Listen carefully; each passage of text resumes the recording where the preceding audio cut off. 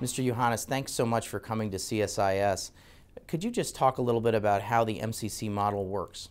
Our model is about selectivity, it's about country ownership, and it is about results.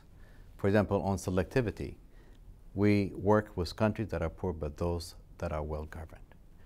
We approach aid on the premise that aid is more effective when you work with countries that are well governed. Second is our country ownership. The countries themselves are responsible to identify constrained economic growth, responsible for design and development of the program, and finally implementation. We only have two people on the ground. Third is our emphasis on results. Our approach to development is like a real business. We invest in those projects that are priorities of our partner countries, but those that are expected to generate a very good return for the American taxpayers. When I talk about return, I'm talking about the investment's ability to generate additional income for our partner countries. And that's what makes us very unique and different than any other development agencies. The way we measure results is primarily through income increases. You're obviously in the process of trying to work your way out of a job in a number of countries, and it's really quite exciting to see how you're catalyzing private investment through your infrastructure investments and making policy reforms. At the same time, we have a budget challenge here in the United States, and you're having to make some choices about what compacts to further to expand or to have a second round of compacts. If you could just talk a little bit about how you're making those decisions.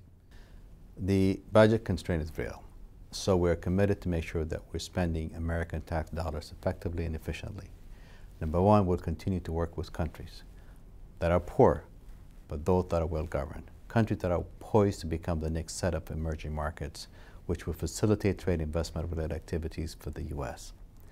Two, we'll continue to invest in those projects that are expected to provide us with the best return for the American taxpayers. Third, we'll continue to be innovative. We'll make sure that our investments are leveraged by investment from the private sector. In other words, we're going to be seeking partnership with the private sector, NGOs, foundations, other development agencies at home, other development agencies worldwide, to make sure that Americans are getting the best return for their tax dollars. Mr. Yohannes, last question. Could you just talk a little bit about your relationship with the World Food Program? I thought it was fascinating to hear at the public session that we just had about your partnership with them and the growing partnership. It was a very successful partnership with the World Food Program.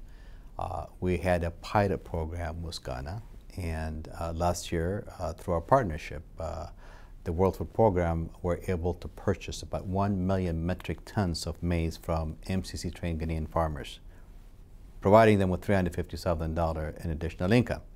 I mean, this is the kind of success you'd like to see, because for the first time, Ghanaians have become food secure and are selling excess food to the outside markets. The program was so successful in Ghana that we've added 4 additional countries: Senegal, Burkina Faso, Mali, and Mozambique. And they're going to be doing the same thing. It's phenomenal. Mr. Yohannes, thank you so much. Welcome. Appreciate it. Thank you. Thank you, Dan. Thanks. All right.